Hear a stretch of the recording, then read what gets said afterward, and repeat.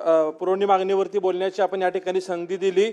पाणी पुरवठा व स्वच्छता विभागाच्या पूरक मागणी क्रमांक Y2 एकूण बाब क्रमांक 432 पान क्रमांक 301 वर मी या ठिकाणी बोलण्यासाठी उभा आहे।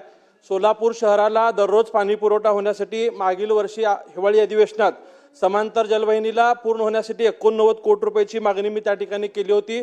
महाराष्ट्राचे मुख्यमंत्री देवेंद्र फडणवीस साहेब यांनी त्यांच्या 100 दिवसाच्या प्रोग्राममध्ये 89 कोटी रुपये मंजूर करून दिले आणि ती समांतर पाईपलाईन पूर्ण देखील झालेली आहे।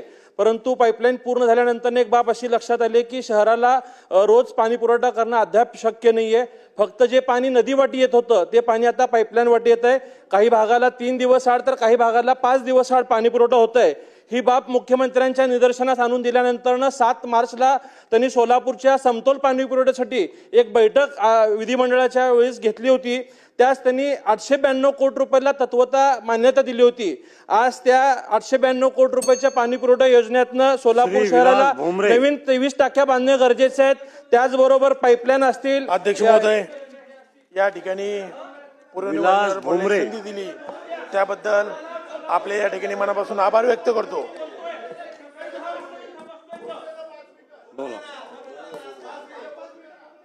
12 लाख सोलापूरकरांच्या पाण्याच्या प्रश्नासाठी बोलायला उभारलोय। सकाळी 10 वाजता आलोय। या ठिकाणी सोलापूर शहराची ही पाईपलाईनची कामं प्राधान्याने होणं गरजेचं आहे। स्वतः मुख्यमंत्री या ठिकाणी सकारात्मक आहेत। आज सुद्धा आम्ही मुख्यमंत्र्यांना भेटलोय, पालकमंत्र्यांना, आम्ही चीफ सेक्रेटरींना भेटलोय। त्यांनी आम्हाला असं आश्वासित केलंय की या 892 कोटी रुपयाचं टेंडर या 4-8 दिवसात लवकरच काढण्यात येईल। परंतु माझी शासनाला अशी विनंती आहे की प्रथम टप्पा असेल किंवा द्वितीय टप्पा असेल, या दोन्ही टप्प्यासाठी शासनाने निधीची तरतूद या ठिकाणी करावी, जेणेकरून या 892 कोटी रुपयाचं काम वेळेत पूर्ण झाल्यानंतर सोलापूर शहराला रोज पाणी पुरवठा होणार आहे। यासाठी या शासनाने प्रयत्न करावे।